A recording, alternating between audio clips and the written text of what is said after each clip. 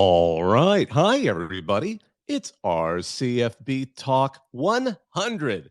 We've hit 100 shows, so we're firing it up just a little bit early so we can talk about that. But mostly we're here because we have a special guest. We're going to be talking JUCO sports with Dr. Christopher Parker, the president and CEO of the National Junior College Athletic Association. And as we fire this up, we just wanted to take a couple of seconds to talk about this being show 100. In fact, I see my co-host is going to let him up right now. So we started this, and again, this is just pure luck. We started this show a year ago Wednesday. So when Tuesday Night Maction, which of course comes back this week, began in the 2021 season, we started it on Reddit Talk. They had encouraged us to give that a try. And after 6 shows, we moved it to Twitter, and we've been enjoying an opportunity to talk to all of you, but also a chance to talk to some of the people that make this sport so interesting, some of those decision makers. Hey, JD, I see you're with us.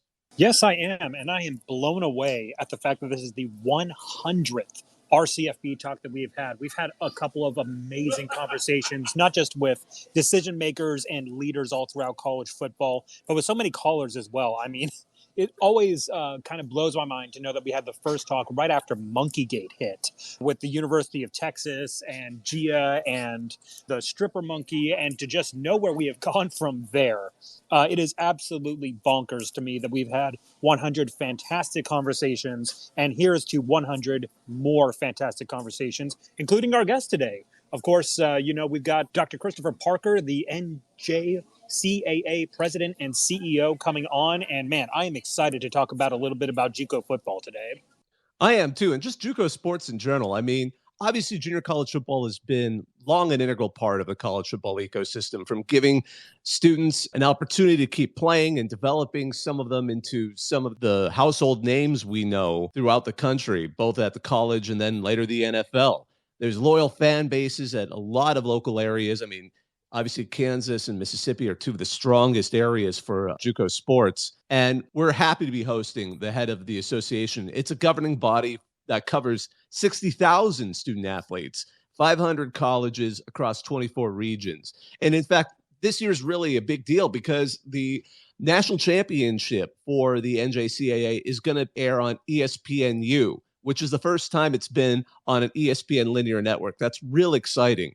So our guest has been the president and chief executive officer there since 2017, and he's responsible for, all oversight of the second largest intercollegiate athletic association after the NCAA. Dr. Parker, thank you for joining us. Hey, it's great to be here. I appreciate you guys having me. Absolutely. We've been looking forward to this conversation. Just to kind of start out, I know you started as a baseball player, you've coached baseball. We have to ask, what are your thoughts on the World Series? I'm actually going to the World Series tomorrow night. I'm excited. I'm a Boston Red Sox diehard fan, but it's really hard to root for those cheating Astros. So I guess I got to pull for the Phillies. Oh, that's great. But we have, I think we've got about 5 NJCAA alums on the Phillies roster right now, and I think 1 on the Astros roster. So it's exciting to see those guys playing in the big leagues that started right here at the NJCAA. Exactly. It's always been an important step for a lot of folks. I mean, one thing that I've always found interesting about JUCO sports, I mean, I went to a JUCO just locally for academic reasons. A lot of people do, and it's always been such an important part of the higher education ecosystem, not just in sports, but in careers and academics and all of that. How do you see the role of the association in just the entire lifeblood of college athletics? Yeah, I mean, it's for us, you often hear that we're the second chance or, the show Last Chance U, but it can go anywhere from the first, second, or third chance. And we fill a gap and a barrier that allows young men and women to get a chance to continue their education and play sports, whether it starts here or whether it's a secondary option. We always are that safe net of catching them to get them back to where they want to be. And I think that's one of our primary missions when it comes to athletics, but also academics. We can fill that void to get them started on the right path, or we can be there to support their journey after they've been somewhere else. So I think it's twofold. When it comes to the importance of college culture as well. I know we've had conversations with people like Dr. Kelly Damphus over at Texas State, and he's talked about the importance of athletics, helping make sure that students stay retained in the academic system and they have greater college pride or joy in what they do with their academic life. How does a JUCO team, particularly like a JUCO football team, also play into something like that? Yeah, I think you'll see the same. Whether junior college football, NJCAA football down in Mississippi. I mean, this is a strong showing. It's the same dynamics with the band to cheerleading. Take it up to Kansas, to Hutchinson, Kansas, to some of those areas. It's the same thing. That the student turnout, the fan bases, it's extraordinary. The same in Iowa. When you really look at who comes and why they come, it's that same experience. Anywhere from the students who are supporting each other to the moms, dads, general fans, the cheerleaders, band, they're all engaged for the right reasons. And it's just usually with a smaller scale. It's not 65,000. It might be 15,000 or 10,000, whatever it may be, but it's scalable and part of the same mission and accomplishment. I know this has been kind of an important year in terms of adding this ESPN agreement. What could you take us through that? I know this is a multi-year agreement to expand the viewership and just the general, attention to JUCO football and JUCO sports across the board.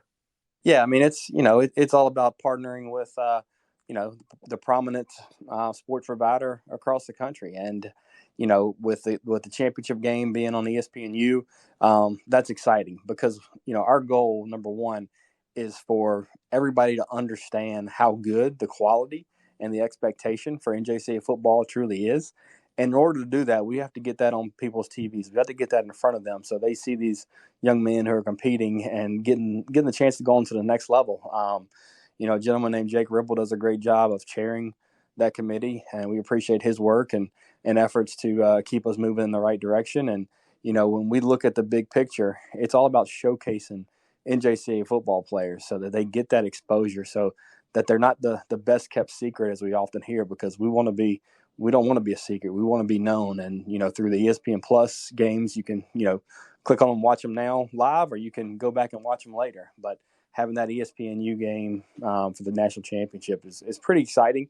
And it's going to be very rewarding, not just for the individuals who are playing in that, but NJCAA football altogether.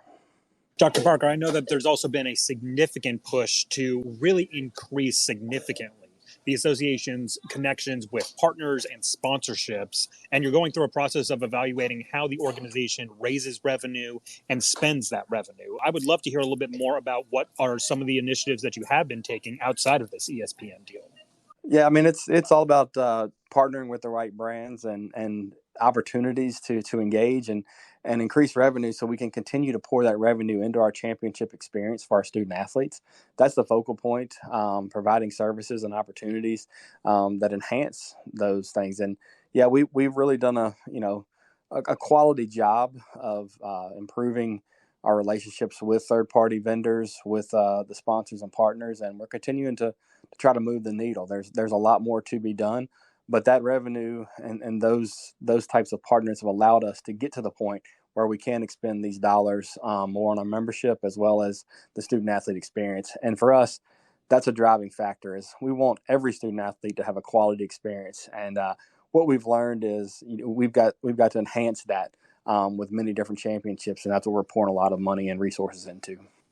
For a lot of folks, I think just in general, JUCO sports, especially at NJCAA, was gotten to heavy focus with Last Chance U, popular documentary series. Obviously, the pandemic kind of shut it off, I think, for a little while there. But how did that affect the association from your perspective? So the irony is, I've never watched an episode, but what I use it for is a talking point. Because when people come up to me, no matter where I am, and say, "Oh, Last Chance U," I use it as an opportunity to tell them about the NJCAA, all the great things that happen, all the great things that start from our coaches, administrators, student athletes, you name it. It gives me an opportunity to tell them the entire story, not just a segmented piece on something that may have happened in one area of the country or not, but really gets me to tell the entire story of the NJCAA. And if that's their connection point to have that conversation, then so be it. But at least it's a conversation starter, and it's been rewarding, because I just had that 2 days ago. Same thing. Somebody came up to me and saw the logo, and oh, last chance you. Well, let me tell you about NJCAA.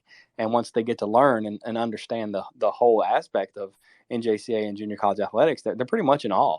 And they don't get that from just the show.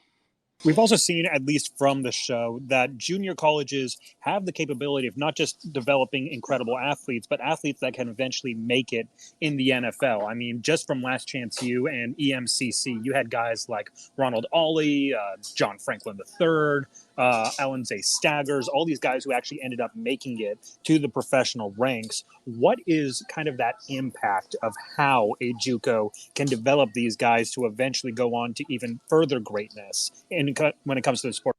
So I think it truly does. I mean, when you name some of those names and you throw in names like Tyreek Hill and Alvin Kamara to Darius Slay, Zadarius Smith, Cam Newton, it teaches them an appreciation because we do have resource issues. I mean, and we don't have the dollars and cents that they get everything that they need and want at the major Division One. Instead, they learn to appreciate and value exactly what they have, and that's the opportunity. And they don't take for granted. So when they move on to the next level and they get those opportunities, that's why you'll see on Monday Night Football, Sunday Night Football, when they do the introductions, you'll often hear them name their community or junior college when they go through that line, because that appreciation factor really taught them a valuable lesson in life. And that's great kudos to our coaches and administrators who aid that development. But that's really what I think plays the biggest part in these student athletes' success is they start to appreciate things at a different level. And when they get that next chance, it's not taken for granted because they've learned to be valuable to the resources just like our coaches and administrators have to do. I want to also mention Stetson Bennett. He took a stop as a JUCO product, and that clearly seems to have seen him return to Georgia and do quite well. One other aspect that, I think is interesting with the JUCO football at the NJCAA are the coaching ties. I mean, obviously at Tennessee, but, we had Willie Fritz, and we talked to him, oh gosh, last month. And, Tulane right now, they're the leading candidate for potentially getting that Cotton Bowl bid as an access bowl, but he had a tremendous success himself. I believe he won 2 titles actually at Blinn. So could you talk about that, the importance of the coaching at the junior college level in the association? Absolutely. I think it parallels a lot of what we just talked about is you learn these coaches don't take things for granted and throw names in there like Zach Taylor, who was at Butler, who's the head coach of Cincinnati, Brandon Staley, who's Los Angeles' head coach, a former Hutchinson Community College coach. They learned the opportunity and they appreciated the experiences. And once they got more, they didn't take it for granted. And I think that's the biggest lesson.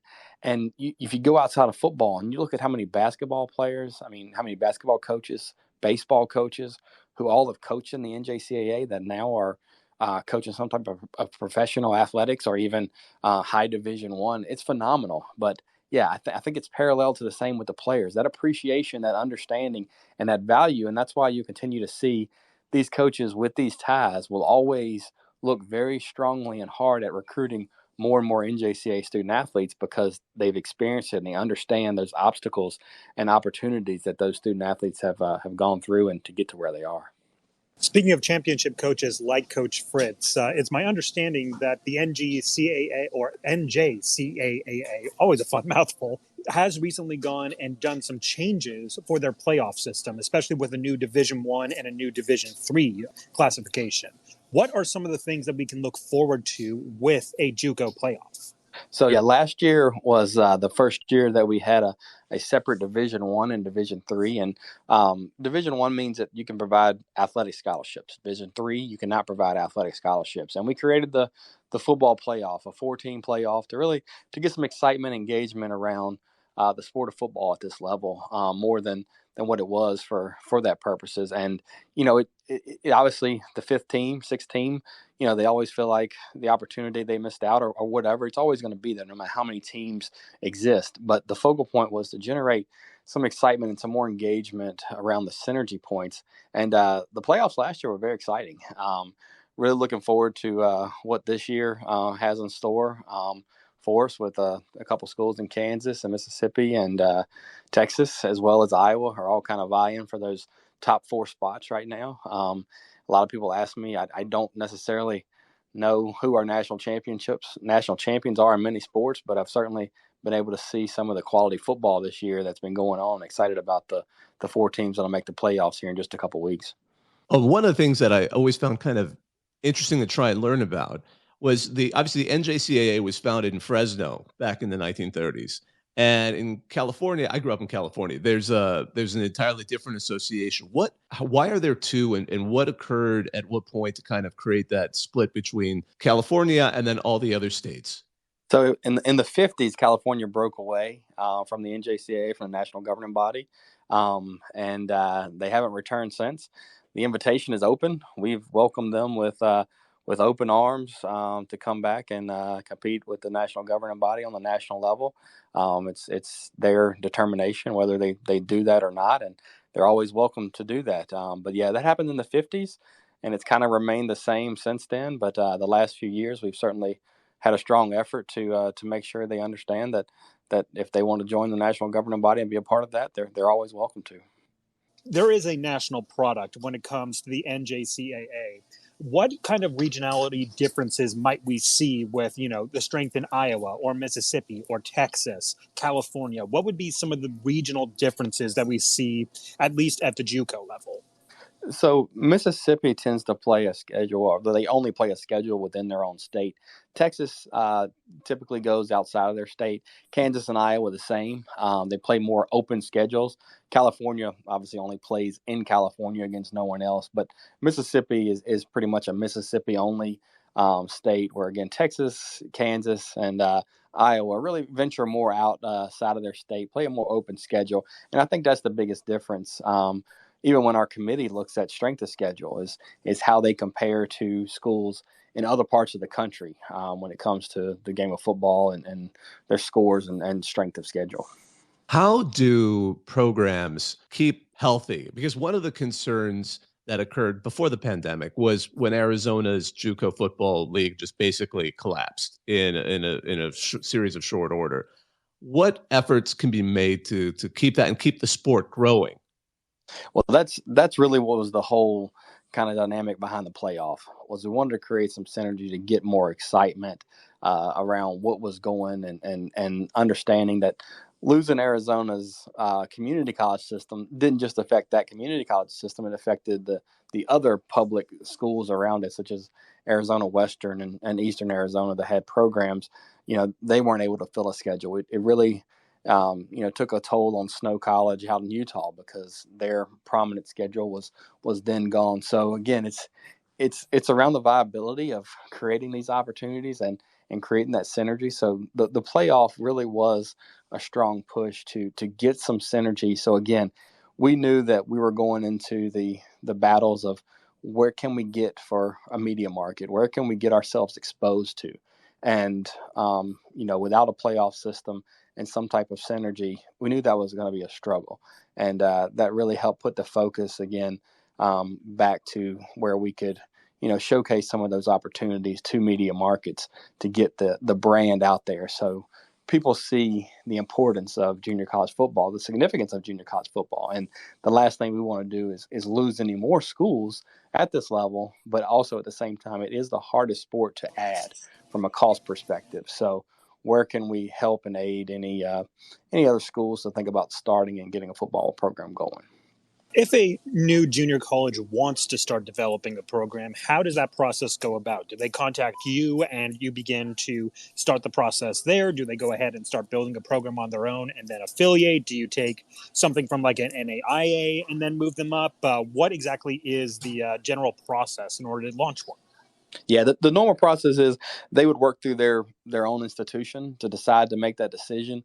Then they would do a declaration to the national governing body to start that sport, at which point they'd be recognized and approved to start doing their scheduling based off of their needs and so forth.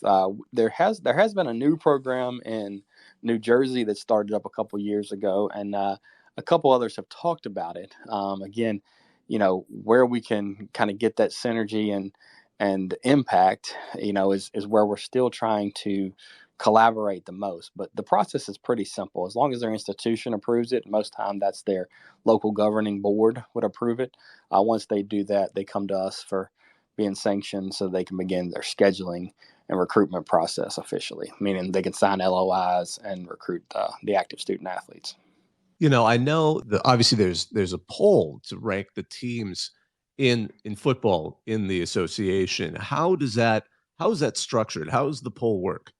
So the poll voters consists of athletic directors and quote unquote regional directors from around the country, as well as a few coaches.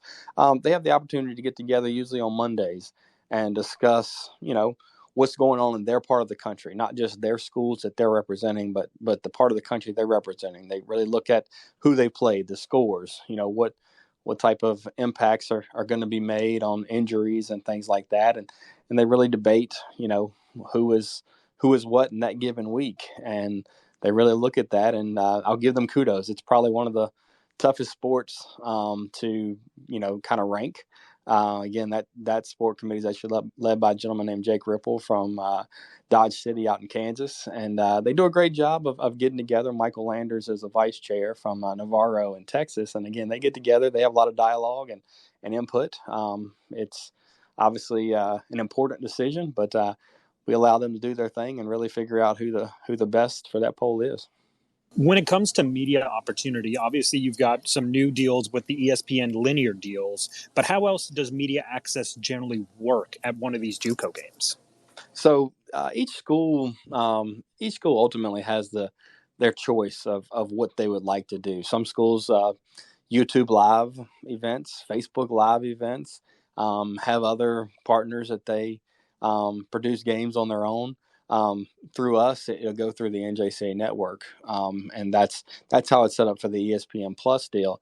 And it really is up to the institution how they go about streaming their games. And again, it's different for every institution based on their priorities. Some may have a full out production and they have multiple commentators, etc., while others may just have a camera that's showing footage because they want to make sure it's seen. So it varies greatly by sport, but also by institution. What led you to developing, what brought you to junior college sports and brought you to want to lead the NJCAA?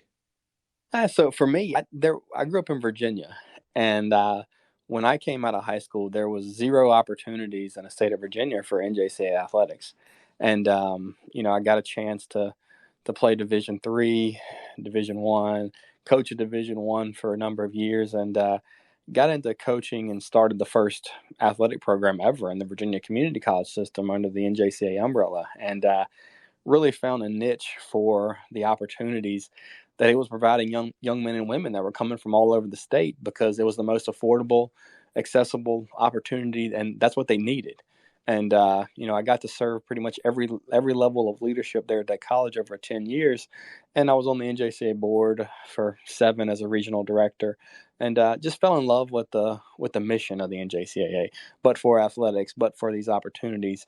How many young men and women are falling through the cracks, aren't getting the opportunity, aren't getting seen, and you hear those stories over and over through many of the professional athletes that you hear. But I left and went to a university as a vice president for a couple of years, and the job came open, and I really felt a calling and worked my way through the process, and that was obviously a blessing. And I've been here since 2017, and there's lots of opportunities we still have to better develop our student athletes, our coaches, administrators, but it's always rewarding. And I tell our membership all the time, coaching at this level is the most challenging, but yet it's the most rewarding, because you have to 1 to 2 years to take a young man or woman and make them productive, make them to be a student athlete that competes right now, versus sitting and waiting and mentoring and learning.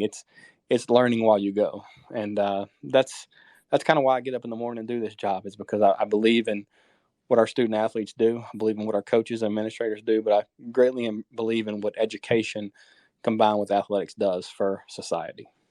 This, of course, is obviously a team sport, not just in the game itself, but in the way that you also take on administration. I know that you have recently gotten a new office in Charlotte, North Carolina. You've been aggressively expanding the team in your office. What are some of the future plans that you have as an administrator for this division of college football?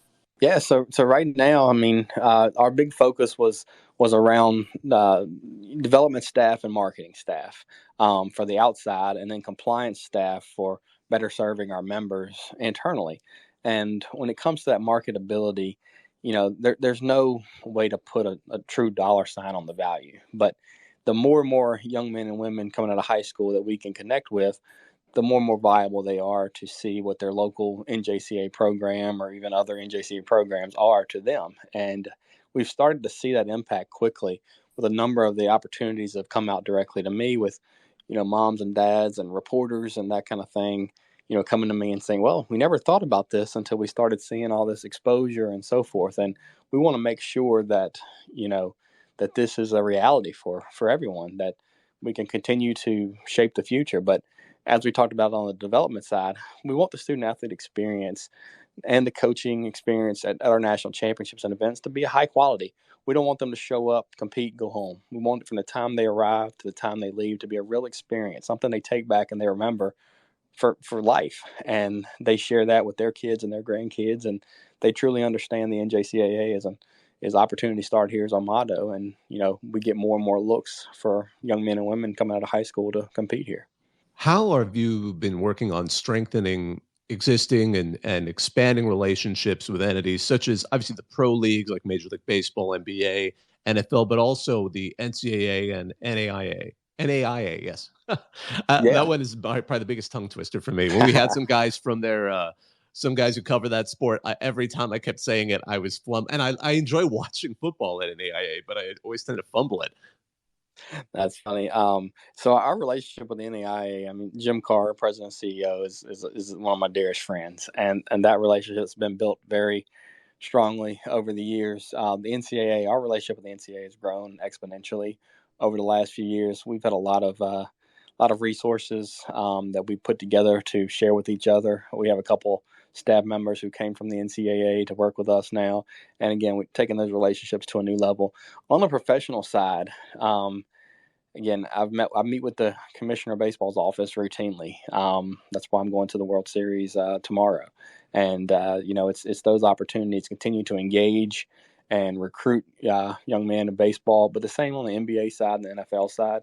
Really grown those relationships. The NFL provided us the women's flag football grant a couple years ago to expedite and grow that sport for the NJCAA, and obviously the NAI is heavily involved in that. But yeah, that's one of the main focal points that I've spent my time on is the relationship building. So when things are going haywire, or we need support. It's not a how quickly or how long does it take to get the answers we need. It's more of one phone call, one text message, one email to get the answers that we need to support our student athletes and our members. And we've really done a quality job, in my opinion, all the way around of developing those relationships further than where they were, and continuing to try to cultivate them even further than that. Dr. Parker, I know we've only got about 5 minutes left with you. We want to value your time. And so, with that, we just got a couple last questions to wrap in there. Overall, this has been an incredible conversation to see where the NJCAA has been, where it's going right now. What is the long term dream for your administration with the NJCAA? Well, I mean, I think the long term dream is all about being there and gosh, just when you turn on your TV, you turn on your radio, that the conversation is not just about Power Five NCAA. It's also about the young men and women who started at the NJCAA. There's always a mention of NJCAA. Again, we're not the best kept secret. We are a priority, and I think we're one step closer to that than we ever have been, and it's going to continue to be a priority. But I know it is a dream in the world of money and sports and that business. We're still a long ways away, but that is a dream to be right there at the forefront. And again, when you click on ESPN now and you see our logo and you see the affiliation, that certainly matters. It matters to us, and it matters to our association, and it matters to our student athletes to have that connectivity. So we're going to continue to push that needle forward, continue to make sure we have the best student athletes experience as possible. And like we talked about earlier, develop coaches that use the opportunity at the NJCAA level to take the next step in their journey. Dr. Parker, where can we see JUCO this year? Where are the best spots to watch? And it doesn't just have to be football. I mean, because as I said at the outset, there's 60,000 athletes in the association, so I don't want to shortchange all of them. And we're talking to you. You had the entire thing.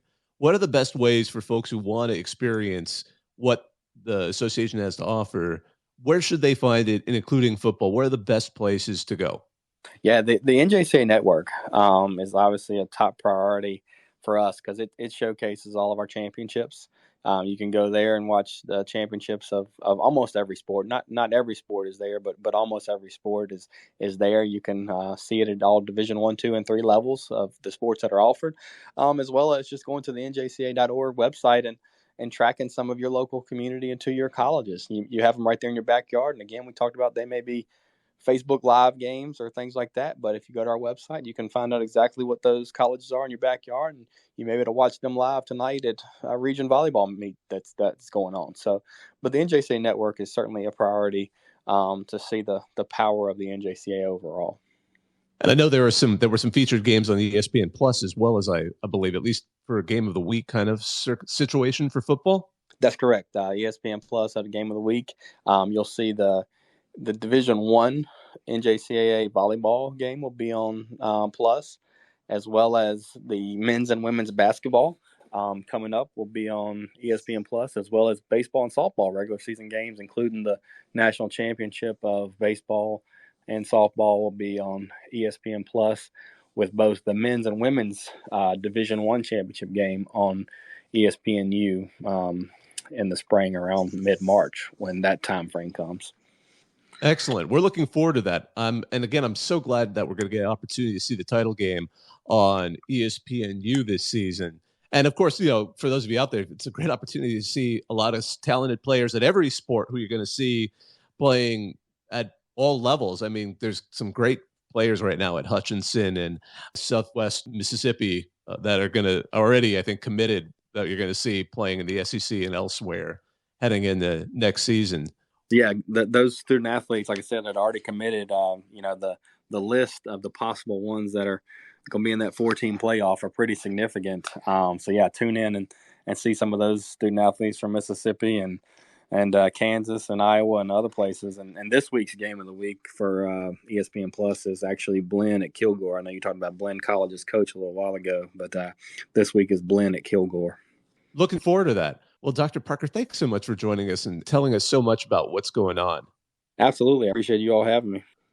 Yes, indeed. Well, I just want to take a second to thank all of you for listening. This was our CFB Talk 100, our 100th show. We had Dr. Christopher Parker, the president and CEO of the National Junior College Athletic Association. We were talking all about what goes on in JUCO sports. On behalf of myself, Bob Ekayeri, on behalf of J.D. Moore and our other co-host, Sirius, who was unfortunately unable to join us today, thanks for joining us. We really appreciate it. All of you that have ever listened to us, show 100. We still can't believe that this happened. And then tomorrow, we're going to be having a regular talk at night, which is how we used to start them. It's going to be at 10 p.m. Eastern. And that's actually the 1-year anniversary of when we began the show, which was also the first Tuesday Maction of 2021. So a lot of little anniversaries coming together this week. We are just happy for all of you. Thanks for joining us. Now, I'm going to hang up and listen.